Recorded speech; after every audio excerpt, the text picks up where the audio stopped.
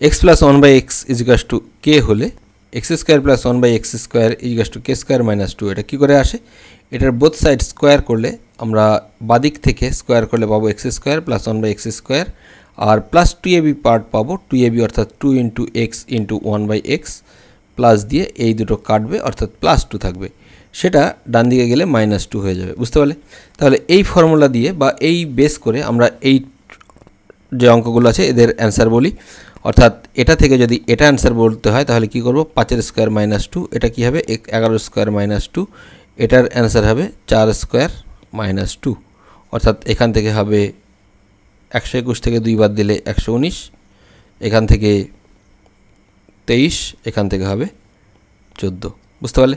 তাহলে এখান থেকে তোমাদের জন্য একটা হোমওয়ার্ক থাকছে, X plus one by X ইজিকাস টু 7 হলে এটার ভ্যালু কত।